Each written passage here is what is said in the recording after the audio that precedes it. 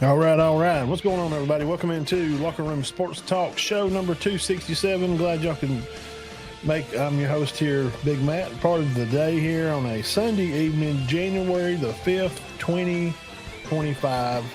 And we got several topics to break down and break out, and we're going to talk about them all. We're going to have a little bit of portal talk. We're going to have some coaching talk, and we're going to talk a little bit about Georgia and Alabama.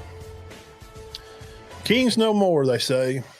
The SEC has hit an all-time low, and it is doomsday for most SEC fans. Just not getting the job done.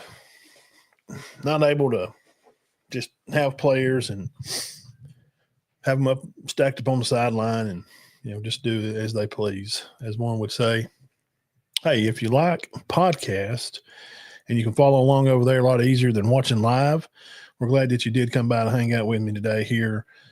But I'm on Instagram. I share news over there. Use a lot of local stuff over there. But we're also on iHeartRadio, Spotify, and Apple Podcast. So you can find us on any of your favorite places there. We come on every Sunday, Tuesday, Thursday, live at 6 o'clock. This Tuesday, we'll be breaking into some talk of the games ahead for the week. Ohio State and Texas, Notre Dame and Penn State. And, man, I've watched some highlights and I broke down some film on these two teams, and I got a very unique position on that. So, let's see. What do we want to do first here? Let's roll the old amazing wheel here, see what we get. Let's have some portal talk here. Everybody's curious, I guess, about Alabama. No matter if whoever other teams are having kids, they have 20. Texas Tech, some of those other teams have 30 or 40 kids in the portal, but that don't seem to be very important to sports media. People are only concerned about Alabama and them being the mid program that they are, and they're not very good, and the dynasty's over, and Bama's not, they're just not, nobody's threatened by them anymore. So, but for some reason, people they're infatuated with them. So first, we'll do a little portal talk here. Players staying and players going. Portal talk. Deontay Lawson, linebacker at Alabama, he has decided to return. Pritchett, he was a right tackle there at Alabama. He has decided to hit the portal, find another house. His grading was almost double sacks allowed. And from Proctor all the way over, I had a screenshot of it saved on there. I think I shared it over on the page if y'all want to look at it. It's not some big secret, and here's one thing we need to get out of the way up front. These players want to be bragged on, and we talk about them and praise them when they do things right. But when they do stuff wrong, they don't like criticism. Or if you call them out for leaving the school, because maybe you can have your own personal opinion, about where you I'm just a little different, I guess. I'm older. I was born in the 70s, Generation X type people, and we just kind of say what we think, and we don't really care about, people like us or not. It's not really that big a factor in my life if somebody likes me or not, I guess. But we're talking about football. You just say something like, you're not supposed to leave Georgia Tech and go to Georgia. Those are just unwritten rules. I thought that was part of this game, and obviously they're not. So if you have players leaving from Alabama and going to Auburn and stuff, or vice versa, just, old school, man. It's just, that's not how you do it. That's not how any of this is supposed to be done. It's just an unwritten rule. So let me get that out of the way that, we praise the kids, not kids, high school players are kids.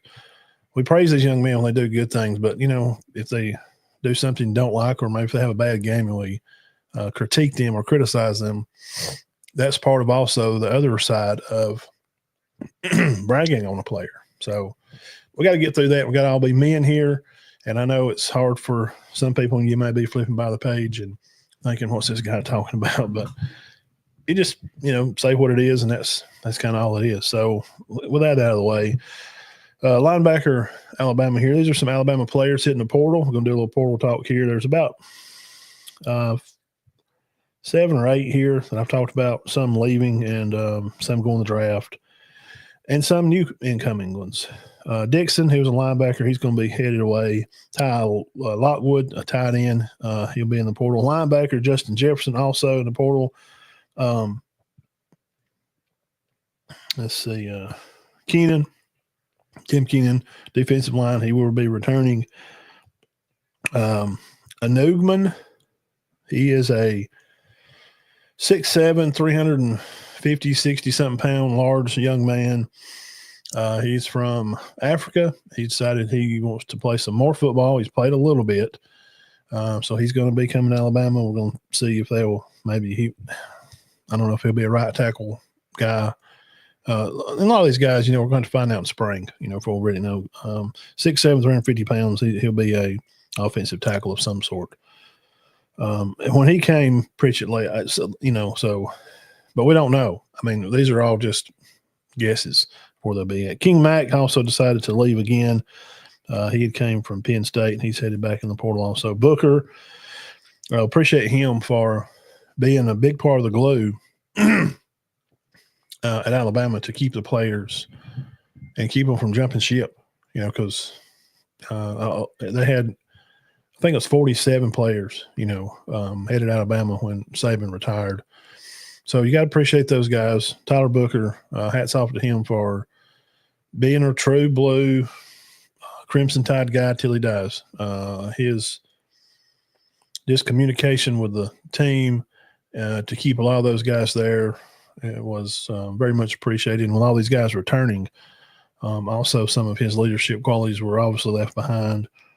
Milroe also going to hit the draft. I know some people were ecstatic about that, and I can understand. He didn't grade out really well, and we've talked on here about Milroe several times and his problems of. And it's not all the time, so it's kind of strange. But he just he misses open guys. He don't see those parts of the field, and people's calling for Nick Sheridan's job. And I don't think that'll fix it. Just firing him, because you're going to have a new quarterback, and we need to see if this new quarterback, whoever it is, if he can run the offense adequately, if he can see open players and make good decisions. Milroe's athletic ability kept Alabama in a lot of those games, and they're highly, highly favorable to be lucky to even win 9 games, just to be honest. So more portal talk here. Jahai Campbell, appreciate him for sticking through the whole plan and being a winner. All these guys have won a lot of football games, lost very few. You appreciate those guys for their sacrifice to the team. He'll be hitting the draft. Malachi Moore also, he had surgery 2 or 3 weeks ago. He'll be entering the draft now. Overton and Sabb will both be returning for Alabama.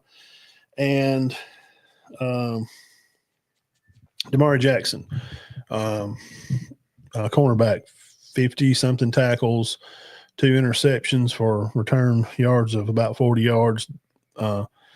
Those are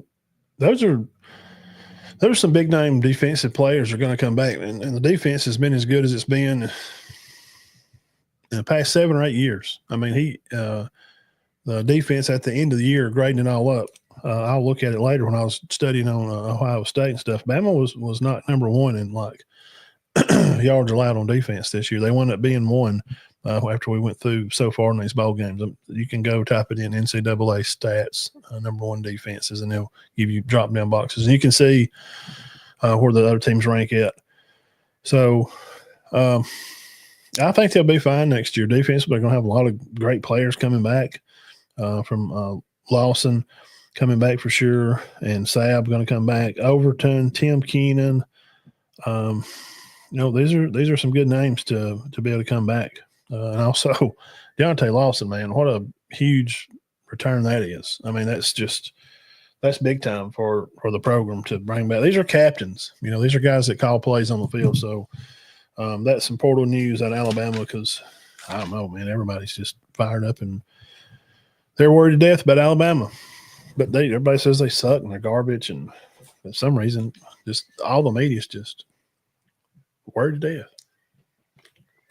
Every time Alabama has a third string snapper leave, Alabama's got another one in the portal. Let's hit the big old peanut gutter here. Zach, yo, Hot Wheels, what's up with you? Squirrel White is staying for the moment at Tennessee. He missed them. Yeah. He had a couple of Buckeyes leave. Yeah, I seen some Milrow the fourth round. That could be Jeff. Their Mel Copper still got him first round. I don't know. He'll have to find him a quarterback coach. He needs to get with a guy there was a guy that Jalen Hurts went to. I can't remember his name. Not the coach at Oklahoma, not Lincoln Riley. He had a guy that literally helped him with his throwing stuff. And it made a huge difference. I mean, Jalen, he's been great in the pros. I think they probably have a lot of the same kind of problems. So that's kind of that. That's some portal talk, some guys moving, some guys staying defensively. Just my raw opinion. I think Bama will have a very stellar defense next year. Offensive, we don't know. We know who's coming back, and wide receiver room, you kind of got to look at it in the ball game. Milrow couldn't hit them, so most of you don't know that all the names, and we'll go through them in spring, and you'll see who's going to be picked up and new and who's not. I know Horton, being a new guy, came from Miami. He was another guy we put on here on the list, a receiver, tall, position style receiver, a real good possession back. So also got to say Montana State versus North Dakota State for FCS championship. That's going to be tomorrow night at 6:00 on ESPN. All right. Thank y'all for coming by and hanging out with me. Let's hit the rumors is that Quinn Ewers has $6 million offer. Huh. $6 million offer. I think I'd heard North Carolina, Jeff. I think I seen it going to go play with Belichick, see if he can turn him into Tom Brady. There's not only one Tom Brady, so we know that's not going to happen. So here's some just some wrap stuff here. Kick around the table, give y'all guys some ideas and some stuff to talk about. It was pointed out that to congratulate the young black man, Coach Franklin and Coach Freeman, one at Penn State, Coach Freeman at Notre Dame, to be the first black head coaches to coach in a national championship game, which is great. It's very cool. But Coach Freeman answers the question when told that, how do you feel about it or something? And Coach Freeman, quote, says he didn't really take the bait on that. No, he didn't want to try to create some ESPN, that race bait stuff they try to do, play all these games, politics. He says that color don't matter, that your work and what you do, that's what people should see. That's a fantastic answer. That's a great answer. Now, let's see here. Yeah, there's a quarterback up at Oregon, young guy. He's back in the portal again. I think he came from Cal. He's from Hawaii. His name's, I ain't going to try to say his last name. You can look him up, Jawan, Jawan.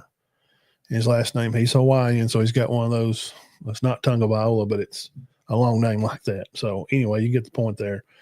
5-star kid coming out of there, hitting the portal again.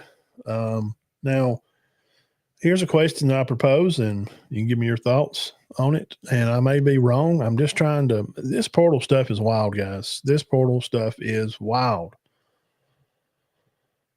Is there a chance – is there any possible chance that – okay, I'm just trying to think of this as a head coach. You got a good quarterback. You got one – you got two or three, but okay, Oregon's probably going to play more. I think he's still there. Good Lord, man. People move so much now. He came from up north. He came from up north originally. And He was at UCLA. Played a little, threw some picks. Coach Kelly pulled him from the game, put in there the guy. Well, he ducks out first portal time last year, about this time last year, and he goes to Oregon. He wants to play with Coach Lanning. So I'm sure he's probably going to be Moore. His last name, Moore. He's probably going to be your quarterback at Oregon next year, I guess. But this Jaywan kid from Hawaii is also over there now. Well, why would you let that? I mean, how do you let a kid go like that? He come out as a 3-star and he transferred again. He transferred as a 5. There was major improvements to him. Is he crazy like a fox? Dan Lanning, is it an idea as a coach? Or some of these coaches, we're all thinking as this as fans. I'm trying to give y'all a different perspective, and I like to do this kind of stuff. I mean, we can talk X's and O's, and we will talk about Georgia and Bama here in a little bit. But, this is real, locker room talk. And I'm just kind of curious, and these are ideas I want to throw out there. Letting him go to another team, I don't just say he goes to a smaller school somewhere. Just say he does wind up at Montana State or, something. He'll go start, call the coach, hey, got this kid here. He's going to transfer over to you. You can play him for a year and let him develop and just let him play. Because just standing on the sidelines for me and taking reps for the second team, you don't get to take as many reps as you think you do with the second team. It's not the same as being with the first team. Basically, you're just doing you're watching film of the other team and trying to learn about them also, but you don't get all the reps that you think you do as a second team QB. But if you play for another team, so is some of these coaches letting some of these guys go to let them go play and get experience instead of having to wait, and then in the idea that they'll come back. That Lanning says, hey, go over here to South Dakota State and play over there and be their quarterback next year. We have understanding. The door's open here for you. It's wide open. There's not even a door, just an open way. And then when you're done over there next year, Moore will be ready to move on. Boom, you come back and you'll be ready instead of standing over here on the sideline holding your pads with a, orange vest on, calling in plays. You'll be playing football. I don't know. I mean, that it's better than just standing around or just watching film and, hanging out with a team. And I get you want to build rapport, but man, that culture, I don't even want that word does not exist anymore. Culture does not exist. So I don't know. Y'all tell me what you think. It's just a thought that I had. Does some of these coaches, are they letting some of the guys go to go play, knowing that they're going to come back the next year with experience playing football? Now, it'll be a different system or whatever, but they're still playing. And nothing trumps experience. Nothing. Okay. Now, next one here, we got 2 more to hit here on coaching talk. Lane Kiffin in the headlines again. Here's a thought. Lane's not stupid. And Lane has done very, very well in the portal. He's been a pro coach. I think he's good with the kids. It seems like he has good rapport with the team. A lot of people would have assumed when Saban retired, Lane's name, when we're doing the show here, like that next few days after, his name was the first name that come to us. He's the first one. I'm sure you make that phone call. You make that call to Lane first. Or Sark, probably call him next too. And I would assumed then that Alabama would have hired the many associates that came out of Alabama. There's a lot of assistant coaches and head coaches. Heck, half the guys that just played in this playoff or GAs or assistants to the defensive coach like Lanning was, worked with Kirby and was at Georgia. And they all have ties through Saban. Did Lane just kind of pull his name out of the hat and not want to be taking that job? Because nobody wants to be the guy that follows the guy. Nobody want to be. You don't want to follow Nick Saban. Then, well, Nick didn't do this. Well, we had practice 2:30 when Nick was here. Now we're going at 4:30. It's bull crap. Everything you do is going to be compared. Everything you do is never going to be good enough. And then there's fans out there. They're going to be super critical of everything you do. These guys, they won 9 games this year. They won 9 games. And fans go nuts. And I remember watching the 80s, man. I was just glad that we could win 7 or 8. Go to a bowl game sometimes. But it is what it is now. And the expectations are high. And people have Sabanology, the learned behavior of thinking they're supposed to win it every year or play for it every year. Georgia's dealing with that now. So did Lane kind of let DeBoer go over there and let him knock it out for, 2 or 3 years? Because Lane's young, man. He ain't much older than me. And then Lane Kiffin may be the guy to fall in line. And then people will say, well, he's better than DeBoer. I get, you know what I'm saying? Lane won't have to be compared to Nick. I mean, there'll still be some scrutiny there because, the Nick Saban talk's never going to go. There's still bear talk at Alabama. He ain't been there. And I was like 40 years, 42 years. Bear Bryant's not been at Alabama in over 40 years. So was that on purpose by Lane? Question. But his comments, when y'all were up there playing Big Ten, when y'all were up there playing 6-6 teams or 5-5 teams or whatever, we're down here playing teams that are, 9-3 and 8-4. We have 8 teams ranked in the top 25. The Big Ten had 4 teams ranked in the top 25. So some people's schedules are going to be a little bit easier than others. Sure. That's just the way it is. And winning will, of course, rank you higher and boost your efforts up there to look like the better team. And we know that they have not fared too well in all the bowl games, but there's SEC teams that have won some games. That has won bowl games, and we have one left, and we'll see how that fares. I don't think it's going to fare well for Texas. I think Ohio State romps them. But we got to remember, in the last 18 or 20 years, SEC's got like 13 titles. So are they king of the castle? Not this year. Not last year. Michigan wound up with, how many they have? Like, was it 12 or 13 fifth-year seniors? So, again, that experience word comes back. Like maybe some of these coaches are letting these guys hit the portal to go play instead of standing around or just being on second or third team. The experience is where it's at. Ohio State's got 9 guys that are fifth-year seniors. 9. 9 out of 9 starters. That matters, man. Those guys have played a lot of football. Okay?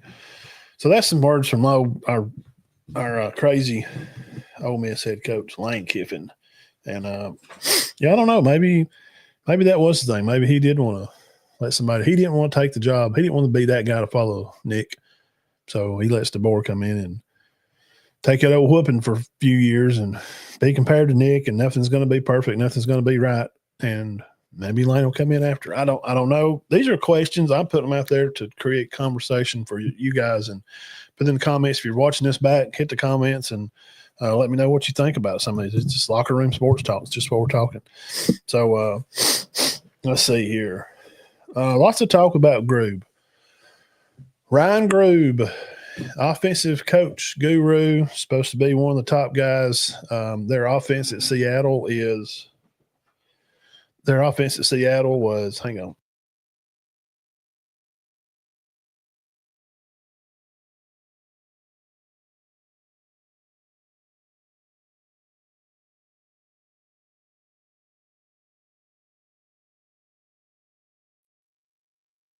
Okay, so Ryan Grube's offense out Seattle was, what was they, 15 or 20 offense, but his passing yards was as high as the number 1 passing offense for the NFL.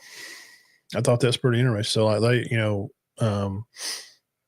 has good numbers. But maybe some of the Seattle fans, and I don't know pro football very well because I don't keep up with it a whole lot.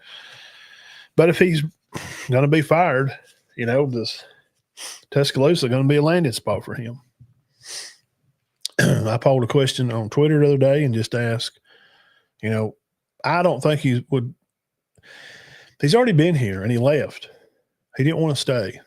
And we know that wives have a huge say-so in moving across the country. Guys, I've been married 25 years. I just made a statement to say wives have a say in where their husbands go. And they should. And they got a small kid too. So absolutely. Maybe he didn't want to stay. I don't think that it was just as cut and dry last time. It's just, well, they got the Seattle offense job. Yep, that's it. All right, thank y'all for all the question. I don't think that's all that. I think there's more to it than that. And I just did my own research, and you can go do your own research and use some of your detective creative skills and look into them and what their backgrounds are and what they do for a living. And I just kind of posed the question. His wife came in on my Twitter page, and I just asked her, hey, would it be if Ryan was offered the job, is it something that they would be interested in moving to Tuscaloosa, that a lot of Alabama fans would love it. They'd be fired up about it. They would really love it. So I guess we won't know until the day comes. And we'll find out to see if Ryan Grube is interested in coming back and hanging out with his old buddy, Kalen DeBoer, here at Tuscaloosa. And we'll know. I'd suggest probably you want to know in the next couple of weeks. I sure would. I'm posting this up on Twitter. Okay. That's what I'm doing. Pin the profile. Yes. Now, let's see here.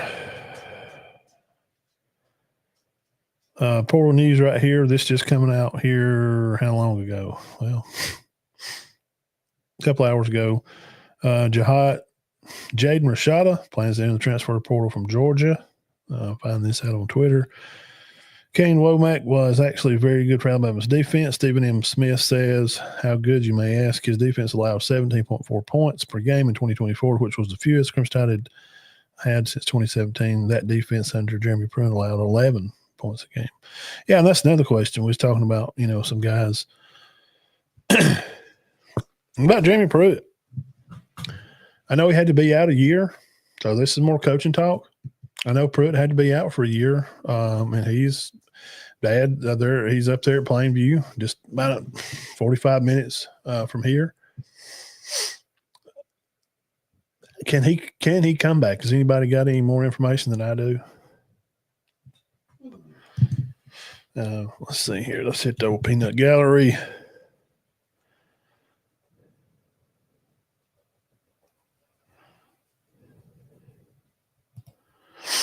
Lane knows that he doesn't have to win 9 or 10 games at Ole Miss as long as he wins 7 or 8 wins. Ball they're happy. Usually that's you're about right, Landon. But I think another side to that.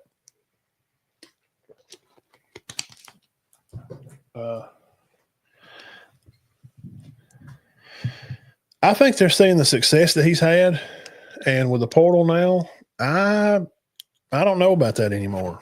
I don't know, Landon. I don't know. Because he's done so good in the portal, and Ole Miss they had a good year, man. I mean, they blew a couple of games here and there. They did, they beat Georgia, and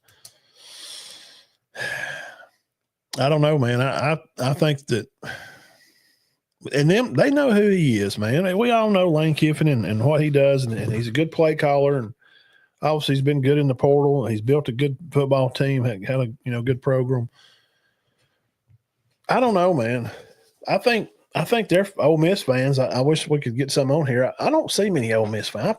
I've talked to a little bit of Oklahoma, some Texas fans, a few Kentucky fans, Tennessee, Georgia, a little bit of Florida, no South Carolina really, and no Ole Miss fans. I don't know. I'm curious. What do y'all think about your coach? I don't know, Landon. I believe what you're saying probably was more true. I mean, it's just opinion, just like everybody's. It's not wrong. I don't know, man. I think with how things kind of are now, I think Ole Miss is probably they better win 9 or 10 games because they got a good quarterback coming in. That young guy, we've seen him play a little bit.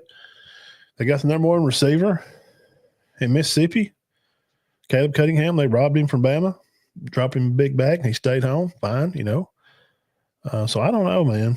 Let's see. Amos says Auburn football is back, baby. Yeah, they've had a good recruiting class. This the portal has been.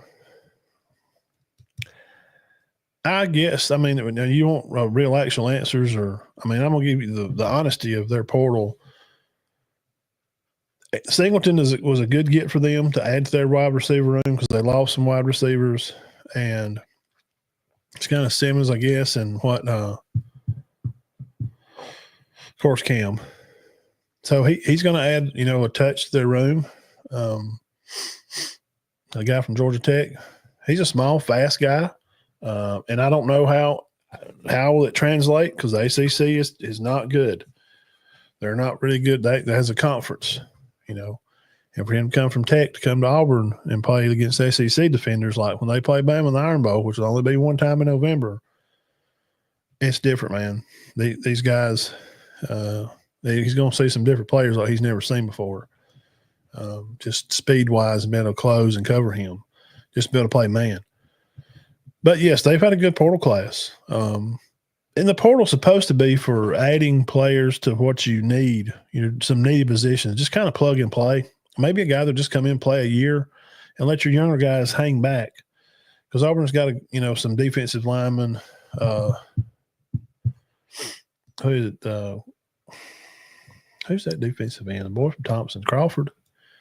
He's great.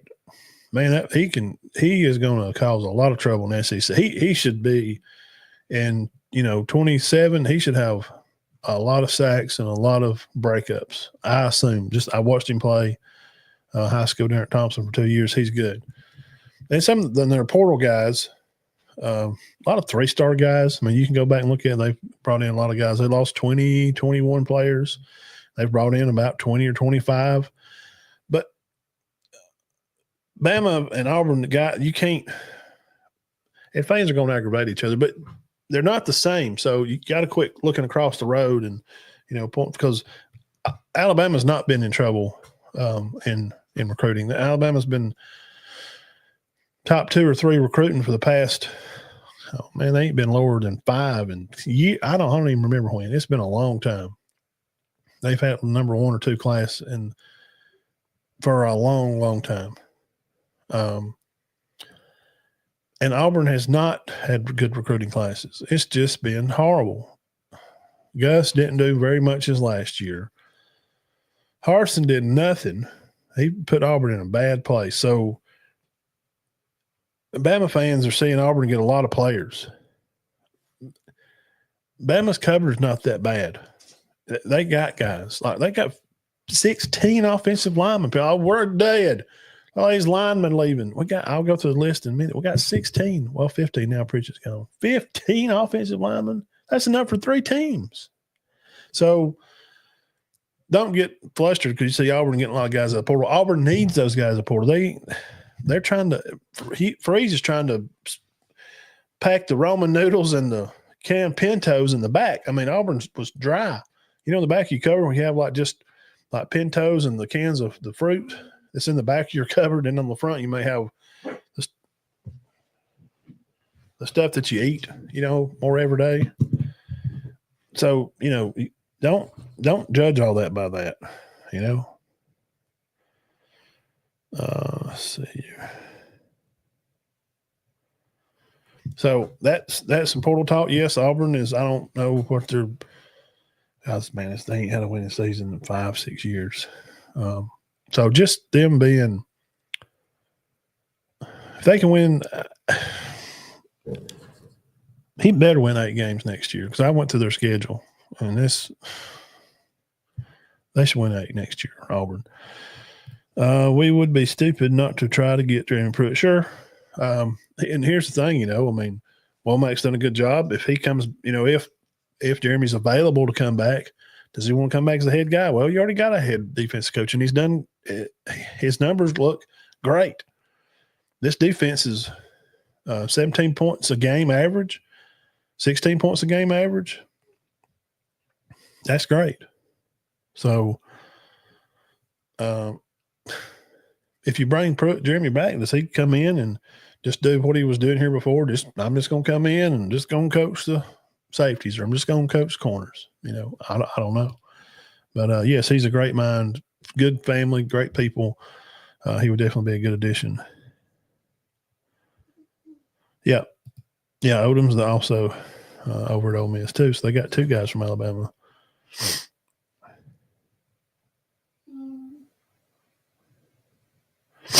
What's up, Coach Short? Good to see you on here. Yeah, we're doing some coach talk, just kicking things around. And hang on a second. I'm not going to be able to.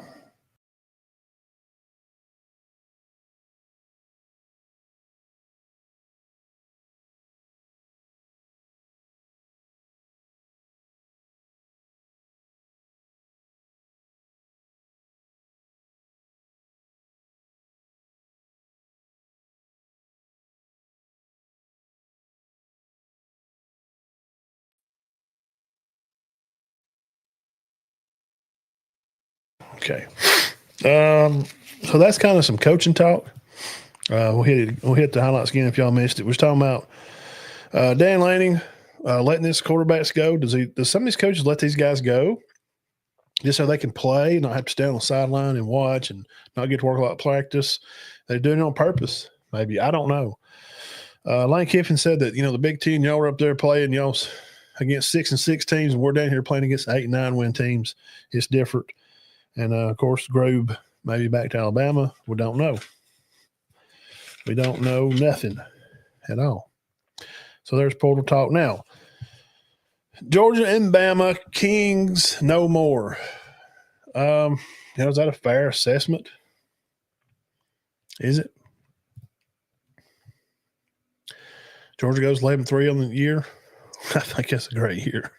I don't know what freaking nut farm y'all are from, but you got a football team that wins 11 games. Sound pretty good to me. Now, are they as dominant as they was in the years past? No. But, guys, darn football is different. So we got to stop comparing. Like I said a while ago about Auburn and Alabama, Auburn ain't had their barn, literally, pun intended, they ain't got no hay. Somebody went there and got all the old hay in the back that got wet and got it out and used it. He's trying to put up new, fresh hay. College football is different. So to say that it's Alabama and Georgia are not kings of, the SEC is not kings of football. Nobody's going to be the king of football, really. You're going to see that this 12-team playoff, you're going to see different teams every couple of years. I think there'll be runs where maybe the Big Ten, Ohio State probably wins it this year. That'll be Michigan and Ohio State. And then next year, the SEC may have a couple of teams in this. I just think it's going to go that way because that's how it is. Now, why is it so different? Well, that whole video I did, to go back over there and watch the one that's got Nick Saban on the cover. I just said it real easy. If you missed that one, you can go back and watch it. But basically, in a 5-second synapse, there's no second-team guys to roll out there when the 400-pound nose tackle's crushing people and he's out of breath. You put in the other guy, the second-team guy, and he's a 5-star. To let old big boy get his break, get his wind. Because you have fresh, good legs on the field. Fresh, good legs, not just fresh legs. Good players. They're not going to hang around and be developed. And we're already seeing it in the NFL this year. We're seeing it right now. Not for all players, but for a lot of players, man. An offensive line takes longest. at any position to develop. It takes time, man. It takes a long time to get these offensive linemen to develop from high school, especially these guys that are dudes. And you're seeing them go to these camps and whatnot, and they're 5-star guys, and then they show up in college, and they're having to go get some guys that are as good as they are. Well, you're not just whooping their butts anymore. You got to grow mentally and learn the game and how are you going to be better?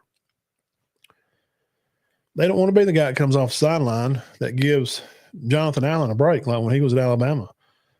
Like, hey, I got a ring. Yay, look, national champs. Would you start? No, I didn't start, but it was okay because, I got to come in and play for I got to give, Rolando McClain. I got to go in for them some or whatever. If he went out, I could roll over there and play that spot.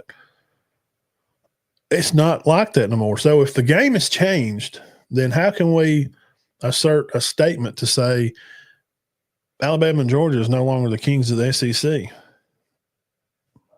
Who's the kings of anything? And is these are they getting worse? Yes. It's not the other teams are catching. That's just my opinion. You tell me what you think, that's fine. These other teams, I don't feel like, well, maybe I should say it this way. They're meeting more in the middle. The SEC's teams, Bama and Georgia most specifically, and when we say SEC, the argument is, well, if the SEC so great, well, who's won all the titles? LSU, Bama, Auburn won one, and Georgia's won two. So those 13, I just said they were 13 out of the last 18 years. Well, we know 6 of them was Bama, so at least 7 more in 18 years. Okay. So those LSU has 2 or 3 in there. Georgia has 2 in there. Auburn has 1 in there. Let's see. And Florida had just, Tebow. Tim and them won. So the game's different. So we, to say if they're kings no more, then no, because they were kings of that era of football. This year, 2024, that book got closed at the end of 23 when Michigan was crowned national champions last year, and they walked off the field and everything got cleaned up. When that stadium closed, it's never going to be that way again. It was like a lot. I reported it last year. It was like 12, 13, 14 fifth-year seniors on that team in Michigan. You can look it up. I found out by accident about reading a report about the team. I don't think you're going to find a team with 15 5-year starters. These guys were 24 years old. Them men had played a lot of football together there at Michigan. Harbaugh kept them there. Ohio State's got 9. It ain't no coincidence that they're probably going to win it. Those offensive lineman stuff Ohio State's got, defensive line. Now you see the flashy guys they've added. They got a core that is granite rock solid. They just added a nice little piece of jewelry. Quarterback, Junkins tailback, Caleb Downs for D-back, and they got a linebacker, I think, also. But that other linebacker there's good, 33. Yeah, he's a dude, man. So, no, they're not kings anymore, said the Peanut Gallery. Jeff says, normally the top 10 FCS schools don't allow transfers and coming QBs. They promote from within. Yes, true. Coach Short says, we may have to reevaluate what great is anymore. You're exactly right. The portal has made everyone equal. Yeah. Because those dudes are not going – that 5-star is not going to wait to come in and get his little bit of playing time at Georgia and Bama no more. That when you can roll those guys in and out like that, that's the difference. And these Yak Wagons, Stephen A. Smith and Shay just talk about NIL money. Yes, that does have an effect for those elite, those select players. everybody's not getting a big old fat $2.5 million NIL check. It's not the same. Well, the NIL portal would be the best team money for that money can buy. Yeah, right. I mean, they got 9 fifth-year seniors, and they spent $20 million on their roster. That's pro football. That's what we're doing now. It's just how it is. Elena says you got to get smart about the schedule and try to schedule where teams go undefeated and you're in. Okay, that's a good point. Let's keep that up there a minute. Here's the problem with that, Landon. Well, let's just do this. Let's just do this. Let's just go right here.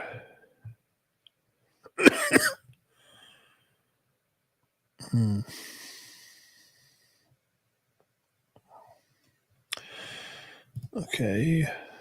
Take that down. We'll just break this down. I'm going to show you what I'm talking about.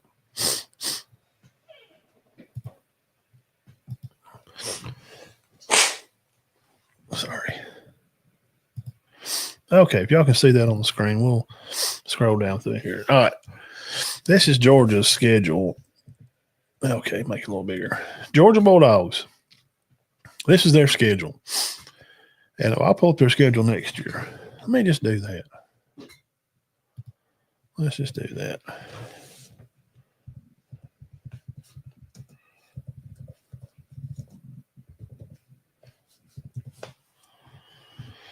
Okay. All right, y'all can see that. All right, Georgia's going to start out the year. Now, here's the thing. You got to play 8 conference games. You have to. So that gives 4 weeks. That gives 4 weeks to play bye weeks, which you're going to have 2. So that leaves you 2 weeks to play 2 crap teams. So who's Georgia going to play next year? They're going to play Marshall opening week, then they're going to play Austin Peay. Well, those are 2 tune-up games because Austin Peay is who Jacksonville State, when I was at JSU, that's who we played for homecoming. All right, then they're going to go to Tennessee, then they're off. And then they got another off week. They're going to be off Saturday, September 20th, and off October 25th before Florida. They're going to be off September 20th before Bama. And by the way, I think Florida, yeah, I'm telling you, just wait till summer. We get back in here and start breaking this down. I think Florida's going to be better than a lot of people think. So, Georgia has to play right here. Tennessee 1, Alabama 2, Kentucky 3, 4, 5, 6, 7, 8. There's their 8 games. All right, 8. So there's 1, 2, 3, 4, 5, 6, 7, 8, 9, 10, 11, 12. Right, 12 weeks. So they get the first 2 weeks. They can play crap teams. Everybody's going to make fun of them. Well, guess what? They're going to load up and go to Tennessee week 3. Then they're going to be off. Then they're going to play Bama at home. Then they're going to catch Kentucky at home. Then Georgia's going to go to Auburn October 11th. They're going to come home and play Ole Miss. Let's just, bro, look at this stretch here. Bama at home, Kentucky at home. That's good they're at home. They probably win both those games. Then they got to go to Auburn and then come home for Ole Miss. They're going to lose at least one of those games in this 4 stretch. Then they're off. Then they got this last 5-game stretch. They got Charlotte 49ers, which are they're terrible. They're going to lose one of these last 3 probably. That's 2 losses. That's 10-2. That's a great record. I think they beat at Georgia Tech next year. But, I mean, what if Florida upsets? And I think Florida's going to be good. Y'all, I'm telling you, Florida's going to be good next year. Just wait and see. I'm just giving you a way early pick because I've been reading into some of the stuff about Florida. But then say they get Texas at home, and Texas is ready, and Georgia has late in the year here, and maybe their tailback's out. I don't know. They better get them one, though. Well, then they lose 2 late. Well, they're 9-3. You're out. So I'm saying, Landon, what I'm saying is You seen those 3 poo-poo schools they had on there? They had Marshall, Austin P, and Charlotte, right? But they got to play 8 conference games. And most of those teams I just named there, I assume that I bet 6 of them will be ranked. So just to, play some schedule just so you can go undefeated like the Big Ten, we can't. The Big Ten plays 9 conference teams. But most of their teams are like, and they can't help it. Most of their teams are going to be like that Charlotte team. They're going to be like 4-win teams.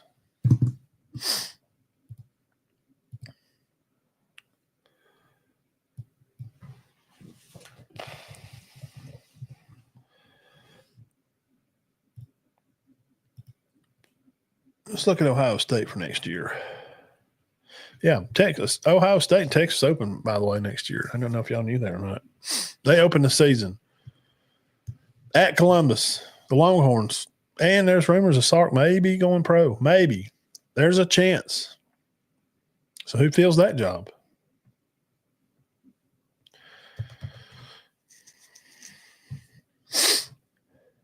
All right, Ohio State starts at home with Texas. Then they're at home with Grambling, boo-boo. Then they're at home with Ohio Bobcats, bullcrap. Just, hey, Georgia starts out with Marshall and Austin P, and then Tennessee. So they both have got a good game in their first 3. Then they're off. Ohio State's going to go to Washington. How many's Washington going to win next year? Let's be honest. 7. They go to Minnesota. Minnesota, they're a solid 8-win team all the time. They're usually going to win 8, maybe even 9 sometimes. What they win 8? They won 8. Well, I think they won 9 with their bowl game this year. Is that right? Minnesota's bowl win was their 9th win or 10th? Y'all tell me. Illinois, same way. Minnesota and Illinois are going to be your Auburn and South Carolina, Missouri teams. Does that make sense? Purdue is probably be more compared to maybe the Mississippi State team. So Minnesota and Illinois are going to be that 8-win team. So those are 2 good teams for them to play. Wisconsin, I like Coach Fickle. I think they'll be better next year. They're going to have to go to Wisconsin. Then they're off. Ohio State will then play Penn State November 1st. At Purdue, play UCLA at home. Rutgers, terrible. They're at home. UCLA and Rutgers and Purdue. Those last 3 they may not combine win 20 games. All 3 together. And, of course, they're going to finish at Michigan, at Little Brother team next year. So they have to play those 9. Okay. Let's see here. Their conference, they have 1, 2, 3, 4, 5, 6, 7, 8, 9. Yep. Michigan, Rutgers, UCLA, Purdue, Penn State, Wisconsin, Illinois, Minnesota, and Washington. 1, 2, 3, 4, 5, 6, 7, 8, 9. Yep. See, all their games are conference games except for Grambling and Ohio. And they're off the week before Washington, and then they're off the week before Penn State. But those last teams on there, they're not going to be ranked. And we just seen them there with Ole Miss. With Georgia. Who they got in there last week's? Florida, Mississippi State, Texas. Those teams, Florida and Texas, I'm telling you, is going to be ranked in the top 15. Texas will be a top 10 team next year. And in the middle, where they're playing Illinois, is probably going to be ranked 17 or 18. By this time of year, week 1, 2, 3, 4, 5. By week 6, they're going to play Auburn. So week 7 here. 1, 2, 3, 4, 5, 6. Yeah, week 7. And Auburn's schedule, you don't go look at a schedule. Auburn could They could be 6-1. I mean, look at this schedule: Baylor, Ball State, South Alabama, Oklahoma, at A&M. They may lose the Oklahoma or A&M game, maybe, but because they're both on the road, they'll lose one of them. Then they're off before Georgia. It's at Auburn. Auburn is due to beat Georgia, and I'm telling you, next year it may be the one. I'm just telling you. Then Missouri at Arkansas, Kentucky. Auburn won't lose two of them games. So say if they lose one of these two, Oklahoma or A&M, then they lose one out of the Arkansas, Kentucky, Vandy, Georgia. Who else they got? Mercer and Alabama. So they could be 10-2 or 9-2 coming into the Iron Bowl next year. Auburn's got a nice little layup schedule. So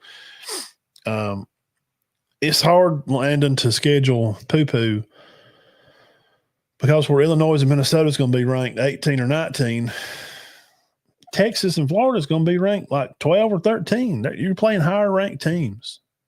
They're going to by that time of the year, in the middle of the year Florida's going to have 7 or 8 wins by then. Yeah, I mean, I'm just saying. Every conference is willing to pay NIL money now, and that makes everyone equal. Yeah, cut short. But everybody don't have the money. And you know that too. I know, but I understand what you're saying. I agree with you. Here's the other side of that. Matt, this is going to make everything equal.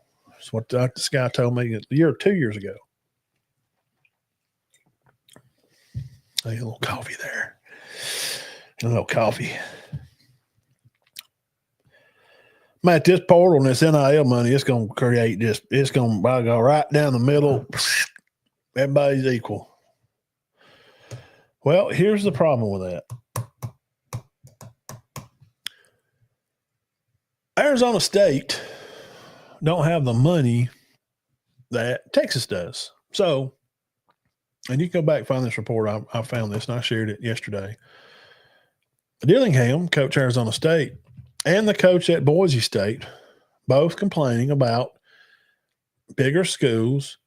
It was Texas and another school. Anyway, they're coming and getting these kids. So these schools that has more money are going to hoard up all the good players. So it's not this is just the first year. Just wait. Rutgers cannot go out and buy a $8 million quarterback like Underwood. Number one quarterback in the class. He's at Michigan now. $8 million. Rutgers don't have $8 million to go buy a quarterback. They could.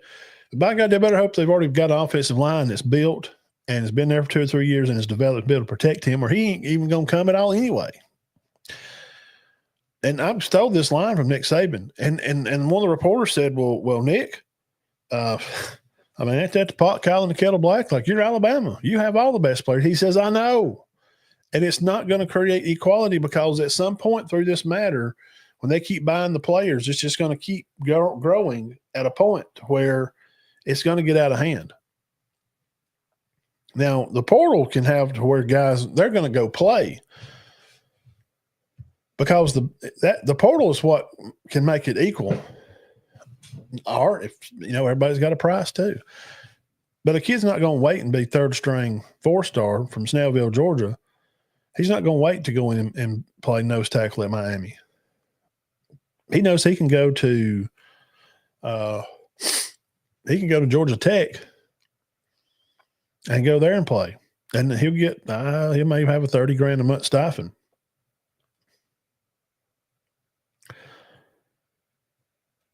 But the big schools can buy the big players. So what's going to happen eventually is the big schools, let me go over on the recruiting class, and we'll go through recruits, the top 5 recruiting classes: Oregon, Alabama, Texas, Ohio State. Those schools have money to buy those guys.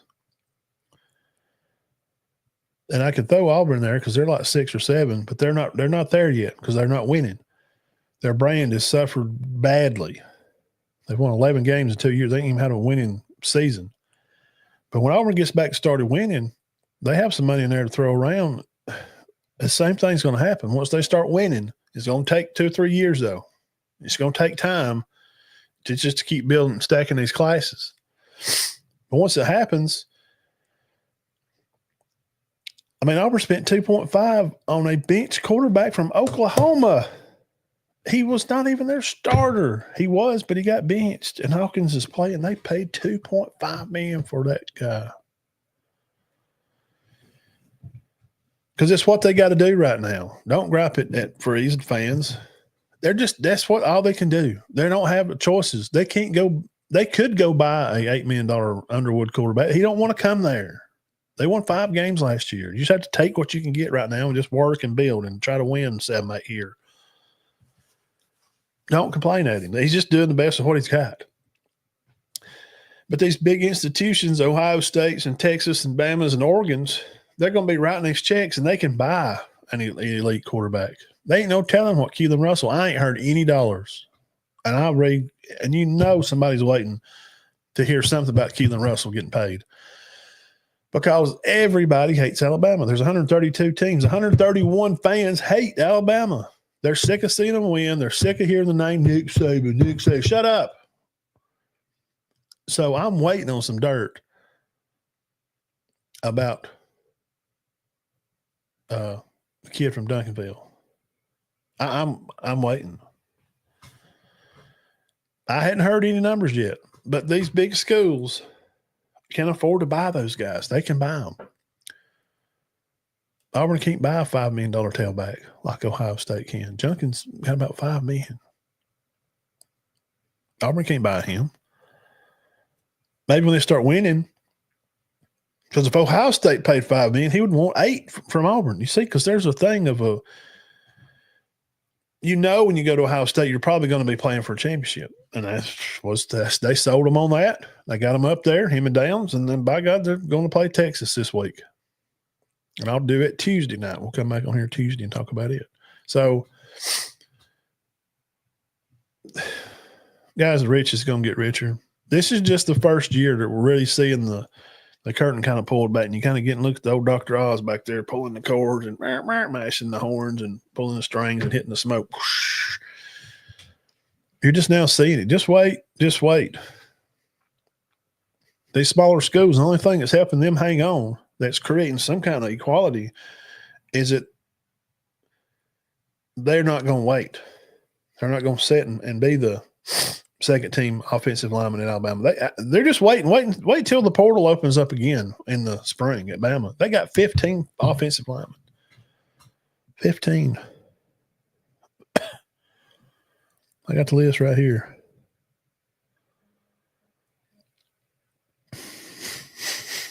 Pritchett's gone. All right, you got Caden Proctor, Alois Allen, Rock Montgomery, Casey Poe, Wilcom Formby, Joshua Ionto, William Sanders, Gino Vandermark, Jaden Roberts, Jackson Lloyd, Micah DeBose, Mal Waldrop, Michael Carroll, Cam DeBerry, guy come from Florida, and Browsford, the center, back. And then this new guy, the Akrela Anuga.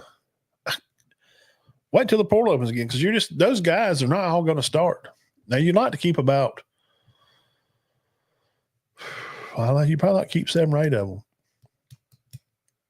But you're not going to be able to keep all those guys. They know that. I'm telling you right now, these guys, so don't be freaking out now. Come spring, when the portal opens up again, you hear a bunch of linemen leaving Alabama, there's 15. They're probably going to lose about 5 of them. And they'll go somewhere else and play because they want to play. Some of those guys, like Michael Carroll, they're new. They're out of high school. He wants to play. And some of those guys think they're good enough to come right out of high school and play. And I just named you a bunch of guys. Caden Proctor's been there. He's going to be a good senior next year. He's going to have a good grade coming out next year. He's a first-round pick, left tackle. He had a good grade through this year. He didn't allow but 11 sacks this year. No, 8. I think he had 8. Booker had 11. And poor Pritchett had like 25. Right? It's terrible. It's bad. Poor guy. Nice kid. So the rich have the opportunity to get richer. Yeah.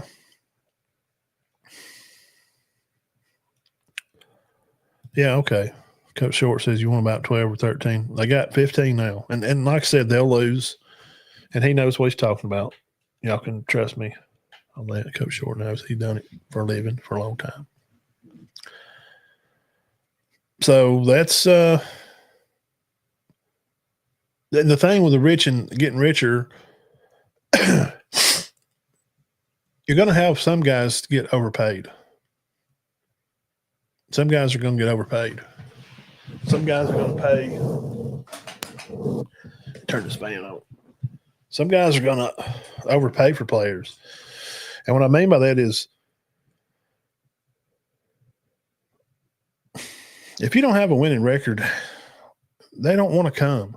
So you really got to try to sell them. I mean, you got to lower. I mean, like Deuce Knight, I'm using him as an example because Notre Dame's in the playoff.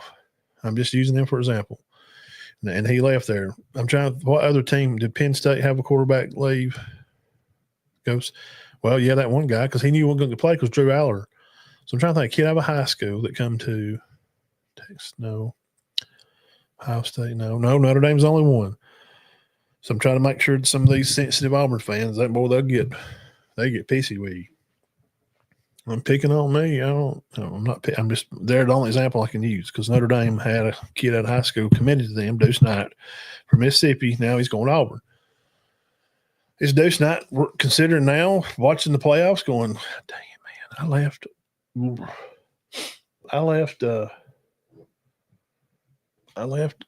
Notre Dame, a playoff team. I'm going to be at Auburn. They won 5 games last year, and Notre Dame's quarterback."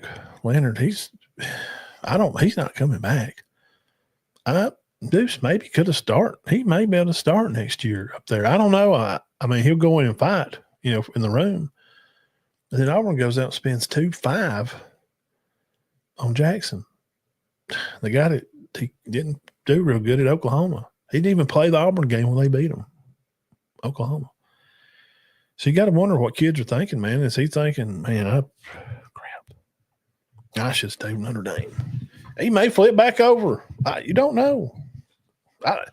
And we don't know. I hadn't heard of number what he was offered either. I don't know. See, you got to grow the DB room in the wide. Yes. And that we got oh my God. Wide receivers, we have, let me see here. I got some pictures of all these.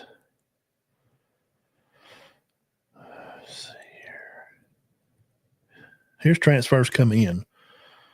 The guy from Ball State, Crowell and Newman. And then you got Blake Dowd, punter. We got a D-back, Cam Calhoun from Utah. Don't forget about him. We got a guy from Cal, David Bird. We got a wide receiver, of course, Isaiah Horton. Talked about him earlier. Kim DeBerry, talked about him from A&M. And then the guy from Florida, Collins, have him coming too. Then the linebacker, we forgot about him, Nikita Hill-Green.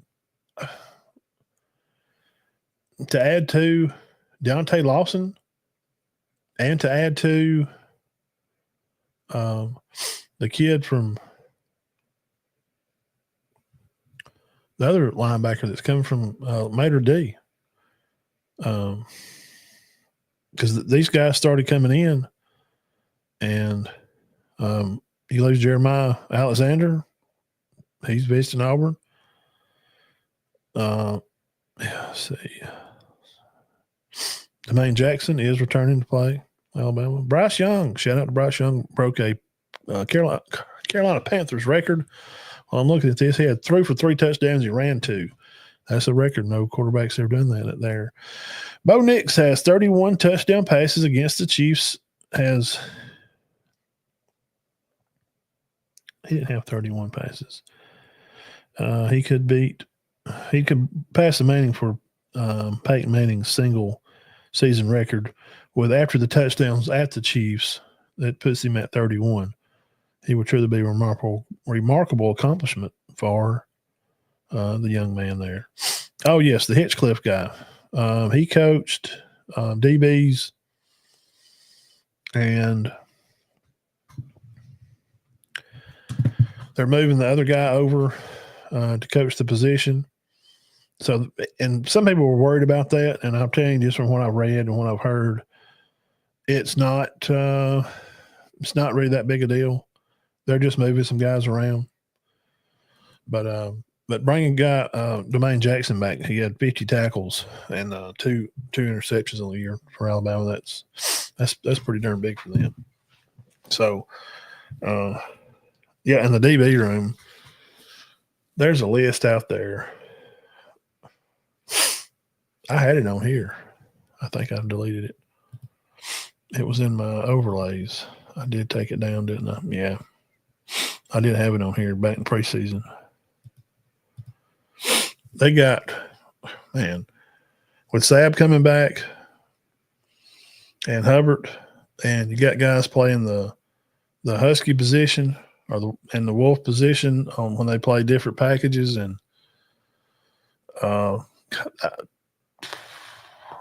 they got about 14 DBs in the room, Coach. From when I've got it somewhere. I thought I had it on my phone. And the wide receiver room, I think they had 7 or 8. And they got a guy coming too. They got, there's recruits coming in this class. Plus, they added Horton. You know what I'm saying? So, that's what I'm saying. Fans that are not seeing Bama hit the portal real hard, don't freak out, man. It's not a big deal. It's really not. It's not a real big deal because they already had guys. Like I said, the cupboard's not empty. A lot of guys did leave. I think he had 47 players leave Alabama. Tuesday show. Yep. We're going to break down some Texas and some Ohio State, Penn State, and Notre Dame. We're going to talk about that. What about Georgia? The Georgia-Notre Dame game.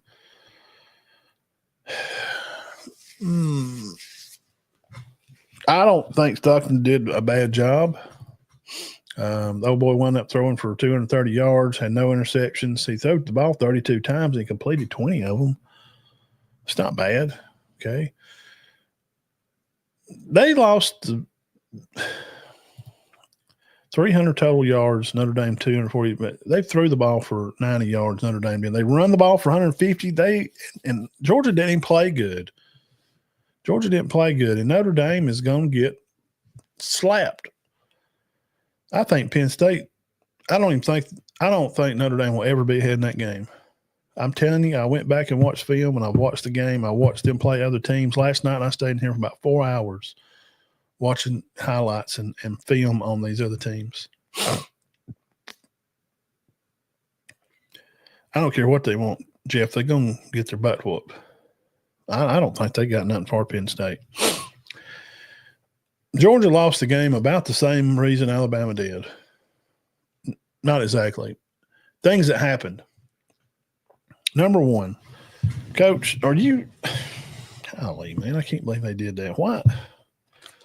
How did Kirby let Bobo talk him into – why are they throwing the ball with 38 seconds at the half? Why? We're sitting here watching the game, and I told Todd as soon as he took the snap, he's in the shotgun, and I thought as soon as he got snapped the ball, I said, why? What are you doing, bro? It was 6-3. You're down 3. You're Georgia. You're playing scared.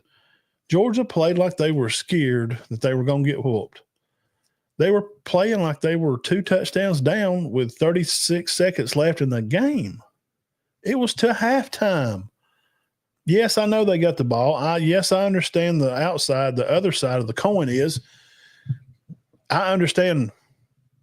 I could hear him on the headphones saying why they're doing it, because they wanted to go down and kick a field goal and tie it because they knew Notre Dame got the ball. But if you really believe in your team, I'm thinking I'm going to take a knee right here. We're going to halftime. We're going to freaking adjust this bull crap. This is absolutely ridiculous. O-linemen, they're getting their tails whooped. We're going to figure this out. We're going to come back out and play Georgia Bulldog defense because I am Kirby freaking smart. I am him, and we're going to do it, and we're going to stop them. They're going to go 3 and out, and we're going to get the ball back. They're not even going to get over midfield. We're going to get the freaking ball back, and we're going to score. That's exactly what we're going to do. That's the guy I knew. So how did Bobo talk him into trying to score right there before half? because it all fell apart then. Dude, he drops back to pass. The ball comes out. They score. And then Notre Dame gets the ball to start the third there, and they score on the kickoff. It's just a crazy circumstance of events. It was a perfect storm.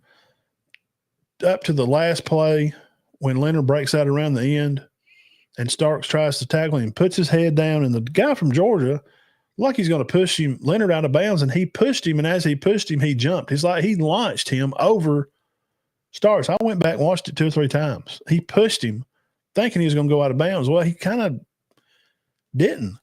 He pushed him over his own player, and of course he didn't mean to do that. It's just weird circumstances that happened to Georgia in that Notre Dame game. It's just weird stuff. Crazy weird stuff.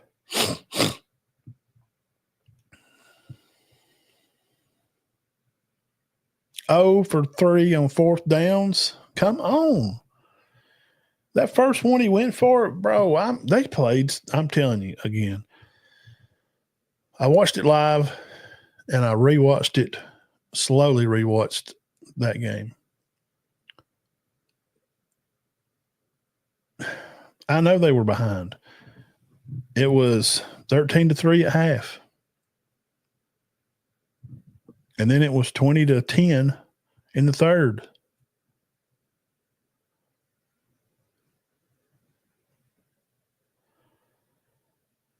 Georgia just played scared.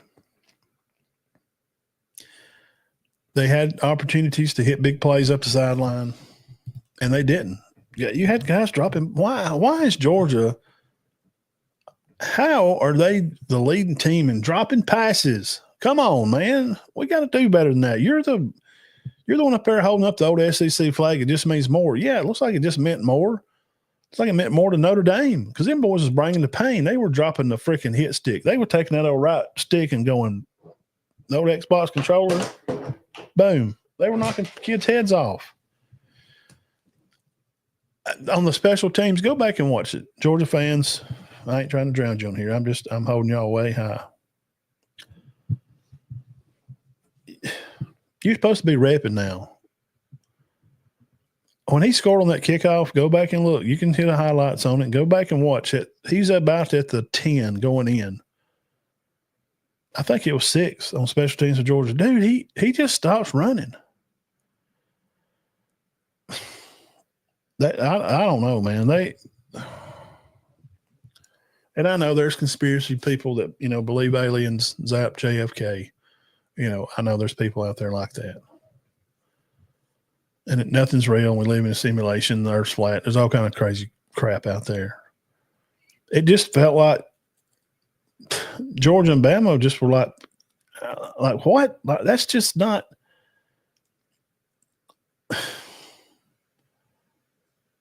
They didn't really lose. The other team just won. But if you say that, I'm trying to give a overall macro view from 30,000 feet from the game I seen. I'm not looking at the helmets or the conference. I'm just saying what I saw.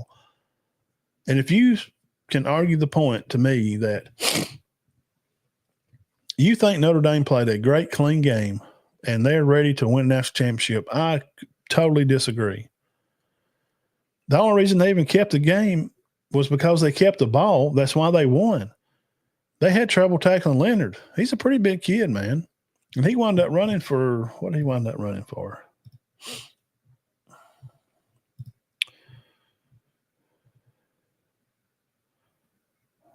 Well, they count the sacks. Crap. I don't know, 30 yards, something like that. I wasn't trying to mean he rushed for 100 yards. But there at the end of the game, in those key moments of the game, bro, he just put the ball down on 2nd 8 and go get 9. They just kept grinding the clock. Georgia players were taking bad angles, and we'll break some more of this down Tuesday, and we'll talk about the matchups. We'll talk about Notre Dame and Penn State. And I got eyes on both teams. I'm going to tell you where I think they fail. I'm going to tell you where both teams may have good points. I'm going to tell you about their bad points. Georgia just didn't play good, man. And I don't know why this crazy obsession, and we'll move on and talk about Bama and get off here.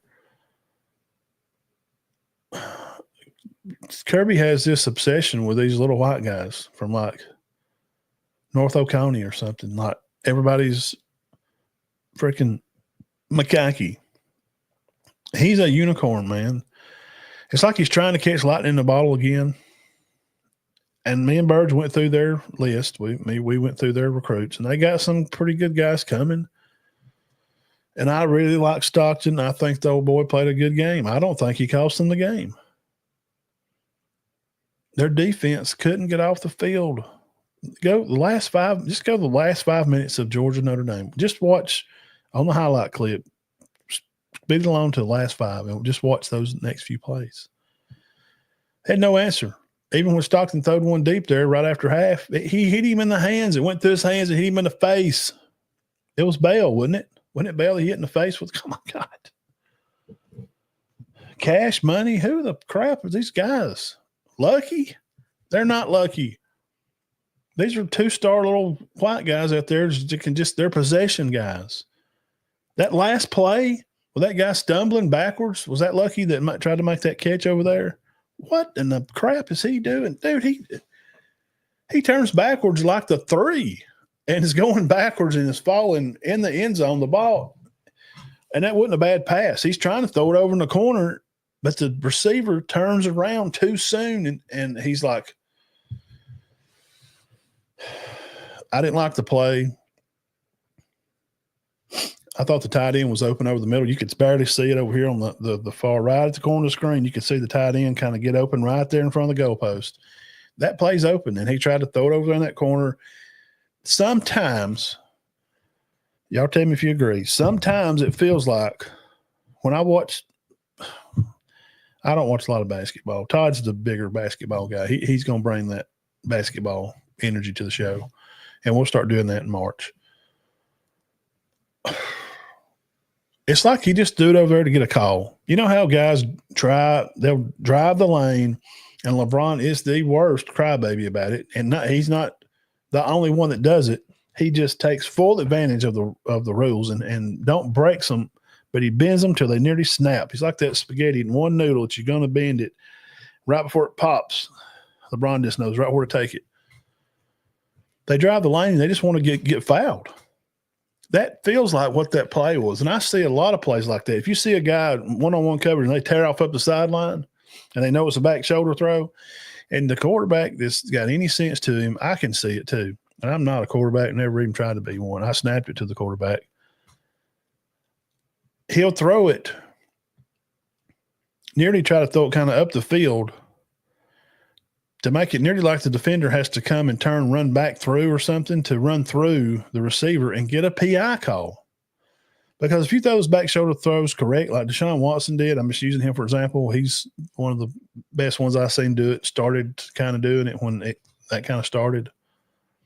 You have to run through the guy to get the ball. There's no way to get it. You could be all over the guy and you can't get it. So it seemed like that last play, Stockton threw it over there, and it was I didn't really like the play. I didn't like his choice to throw it over there, and I think he chose to throw it over there because he's trying to get a flag. It's just my opinion.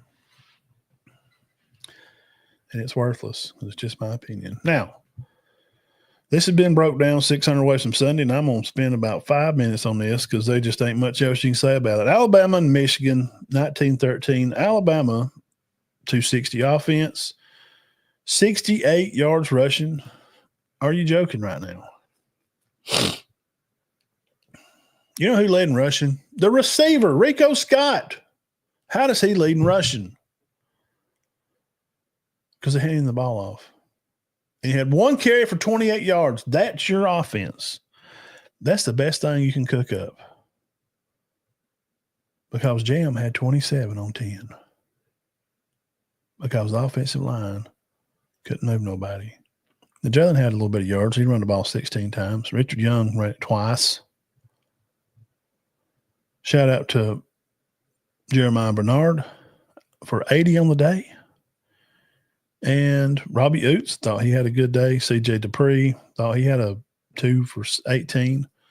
Did he go to the portals? He hit the draft. He's graduating. And Ryan Williams had a few yards receiving. Cuevas and also Daniel Hill also got in on action receiving the ball. What just a freaking sad, pitiful, crappy game. Neither one of these teams, like nobody wanted to win the darn game. Michigan, nobody wanted to win the game. Alabama's 4 for 13 on third downs. Michigan's 5 for 17. Bama was 0 for 3 on fourth down. Man, we just started the front of the game, man. Completely unfocused. They try to go for it to get bounce. They try to run this bounce play. They keep trying to bounce Jalen. People knows what's going on, Sheridan. They've seen that magic trick time and time again. They're like the little kid that's telling his buddy next to him. They're sitting there in the front row watching the magician pull a rabbit hat, and his buddy leans over and says, yeah, there's a little thing in the bottom of the hat. When you look at it, that's really not the bottom of the hat. They already know the trick, but they keep running the same stupid plays. That is on the OC. Now, Milrose got to take some of the heat on this too, because he decided not to throw to open guys. Flat out chose, absolutely didn't. The snap hits him in the hands. The ball goes on the ground. They try to jump on it, squirts. I ain't never seen a ball do that. That's like something happened at the house when I was like 8 and we were playing tackle football up there at the projects. It's over at Cedar Bluff. Your buddy's out there playing and it's wet.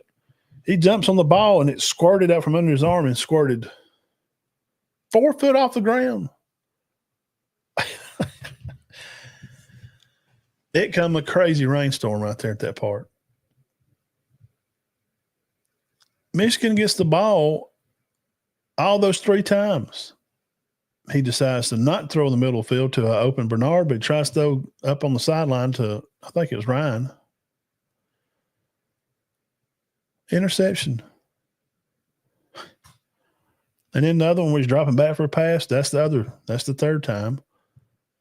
It gets knocked out of his hand. Same thing that happened to Stockton at halftime at the Georgia Notre Dame game. Same thing. Except for Georgia, it happened right before halftime. At Bama, it happened in the first 2, 3, 4 minutes of the game. Bama's behind. Boom, just like that. Quick. Because Michigan got the ball 3 times inside the freaking 10-yard line. Golly, I mean, if you got 4 shots from the 15 or so, you could probably score. Most teams could.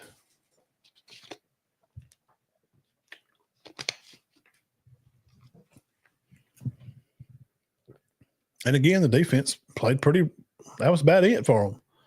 Michigan made those 3 big plays off those 3 turnovers. And rest of it, that was it. It was a terrible game. Michigan threw for 75 yards, and they rushed for 115. And the sad part is they outrushed Alabama by like 50 yards with only 115. How do you have 68 rushing yards and you're a D1 school? Tell me how. Somebody break it down. They only had 3 penalties, both teams. Interception and 2 fumbles lost. You'll see it right there. Boom. And why did the Michigan have the ball for 39 minutes and Bama had the ball for 20? Because they just run a little QB keeper here, run a little QB keeper there. Tick, tick, tick, tick. Same kind of circumstance I mentioned when I started this spot. The Bama and Georgia games had a lot of kind of – Notre Dame and Michigan are not real good. That's why we'll go back to the original point. Georgia and Bama, Kings no more.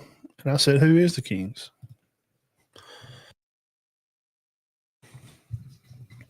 Because you got a team in the Final Four, Notre Dame, please go watch them play.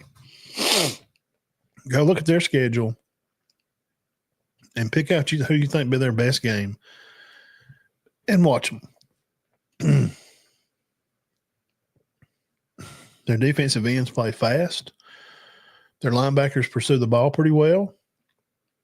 I think their offensive line holds up fairly well enough.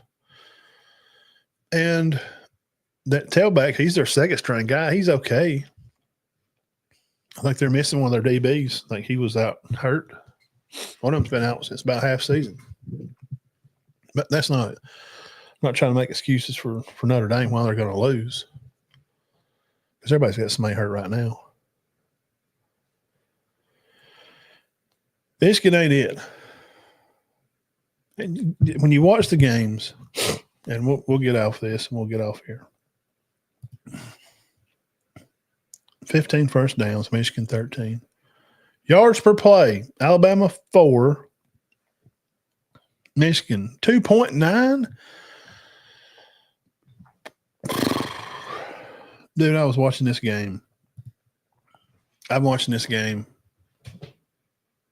And it's just a bad game. That's what I said about 5 times probably. If you come by while I was watching the game, I did a little live watch party. I say it a lot.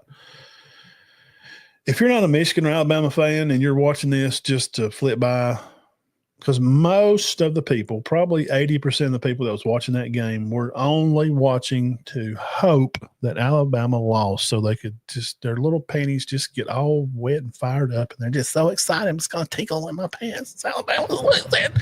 But your team's not really good. It don't matter. Alabama lost. Yeah. That's just the world we live in. That's just how it is. When you're going to be on the top and you're going to be the king, and you don't do quite as good as everybody expects, you got to take criticism. You know what you do about it?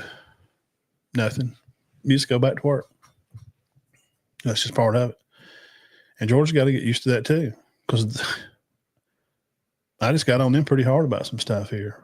They're supposed to be the top toters, bro. They won the SEC this year. They're relevant. Bama went last year. But that Michigan team that beat Alabama last year, Alabama and Michigan team that played this year probably could have put those teams together and may not have beat that Michigan team. I don't know. Because Alabama lost a ton of those guys. And Michigan, those teams don't even exist anymore. There's just a few. Three linemen, the quarterback, tailback, and 2 or 3 of the receivers. The defenders, Alabama this year that was on that played against that Michigan team, just a few. Moore and Sabb, some of the corners, all those guys left. So what I'm saying is, as you know, are they still kings of the castle no more? Yeah, not this year. But I don't think Notre Dame's going to win it. And come back Tuesday and we'll talk about Ohio State and Texas because, I mean, if you was going to make the obvious pick, Ohio State has looked like $1 million against Tennessee, who was just not ready. And Oregon, I watched that game and I watched it again last night closely. Oregon was overwhelmed. Ohio State was over-prepared. Everything worked. Every play was like exactly like they planned it. They all worked. And I've seen Bama win some games like that when they were winning titles and stuff. You just have the time they beat Notre Dame, like nothing went wrong. No bad snaps, no offsides. Guys are open. Perfect time in jumping the ball. The defense is gang tackling on every play. Nobody's missing a tackle or nobody's a running back slipping through an arm tackle everything just happened perfectly. It's 30-0 at halftime for Oregon and Ohio State. The only thing Oregon could hope for is Ohio State didn't show up at the second half, like what Coach Kelly said Notre Dame when old Tao was down there. He was supposed to be so great.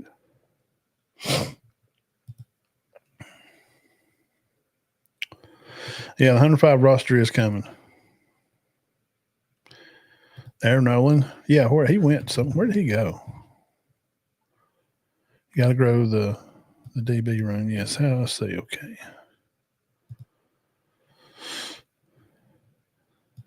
Yeah, Coach Short said, proves that you need an experienced QB to navigate these playoffs. Yeah, boy, it sure does help.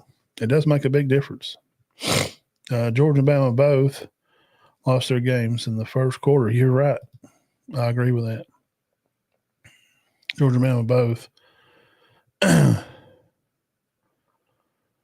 Yeah, their offensive lines, Georgia and Bama, they just didn't have a good game. You know, and it's a bad time not to show up. But when you give them such a short field as Bama give Michigan, dude, you turn the ball over 3 times inside the 20. You just gift wrapped touchdowns. The same thing they did with Oklahoma. You just said, we're going to spot you. Here's 2 touchdowns, and then we're going to try to play, and then they don't play well. Because defense, Oklahoma had no answer. Dude, they had how many yards they have for the day? Yeah, I've seen it. The quarterback rushed for 150 yards, no touchdowns. Didn't throw for any or rush for any. That's it. That's all he had. Nothing.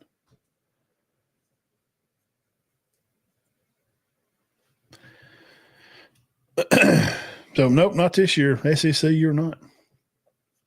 I mean, they can't be. How could they be? You're the SEC champs. Where you at? You're going to be at the house watching Notre Dame play Penn State. You can probably going to see Penn State and Ohio State in a rematch for the national championship game. And people are not there'll be some, but it's not like that you're going to think it's going to be. They're not going to have the TV ratings that they're going to want. And if I'm wrong, I'll come back on here after the title game when I find out the TV rating numbers and I compare them back to Bama Georgia games, and I'll say I'm wrong. I'll admit it. I ain't, I'm grown. I ain't got a problem admitting when I'm wrong. Not at all.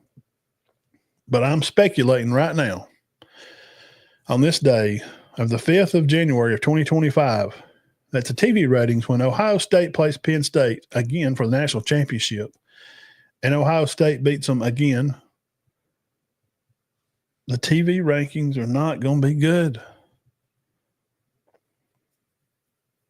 And the difference is the TV rankings were good when Bama and Clemson played the first time or two there. You know why?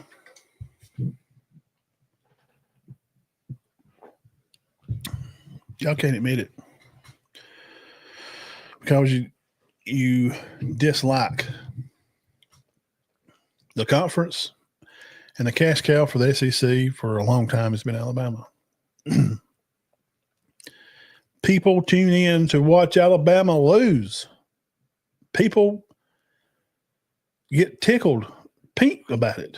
When Georgia didn't get to play Alabama in those games, Georgia fans are watching, and not all, but a lot of them that I know, and they'll say it to your face, man, we're pulling for the Tide. They're not. When they go sit down at home and every time Alabama scored, God almighty, that should have been us.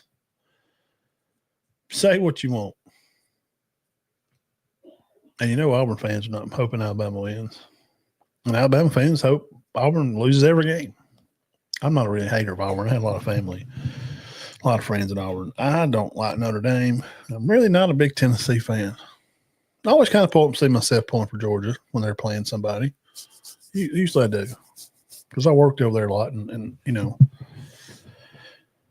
But people don't hate Ohio State yet. The media has played this to where Ryan Day has been talked about. In this society that we live in now, different from even 5 years ago, it's different. It's way different. I don't think people hate Ohio State anymore. Well, not that they did really, but when your team starts to be hated and people start tuning in, Jeff, just to cheer for you to lose, that's when you know you've hit a pinnacle. When they stop watching you and they stop storming the field, then you got a problem. You're not relevant anymore. I think a lot of people are going to watch Ohio State, and I think a lot of people are going to be pulling for them because they've nearly made it so many times, and then they've seen the game they played with Georgia. Golly, there was very little reason. Georgia probably shouldn't have won that game. Ohio State outplayed them most all the night, except when it kind of can and their backs got up against the wall. Ohio State folded up a little. They backed down just a little for 1 second, and Kirby caught that chance. And he rode the Lightning, and they just snuck out of there with a title. That's just the way it goes. You just get lucky. I mean, winning titles, that's Lou Holtz. He's like, oh. Yeah, being good can get you there. You got to have a good team, especially if you go undefeated. That's just nearly impossible. But to win it all, you're trying to catch lightning in a bottle. It's very hard, and you've got to be lucky somewhere along the way and in the game somewhere. You got to have things just fall your way. I don't think people hate Ohio State enough yet. I don't think a lot of people's going to tune in, and I don't think people are really big Penn State fans. The game will be tuned in by a lot of people up north, but down here, ain't no Georgia, ain't no Alabama, ain't no Clemson's, LSU, Florida. People are not going to be really in. They're going to watch the game. I'm going to watch it. But I'm just telling you, I don't think it's going to be the TV numbers will be that high. Just saying. So, tell me what you think. All right, y'all come back and hang out with me Tuesday night, and we'll dig off into Penn State, Notre Dame, some of the eye test, and we'll talk about Ohio State playing Sark. And there has been rumors, Sark, about maybe NFL. I did read that earlier. So y'all stay up to date, stay on the page. We love you and we appreciate you. Show 267 is done. What a heck of a show. Thank y'all. We appreciate you. God bless you. Y'all have a great week. See you here Tuesday night.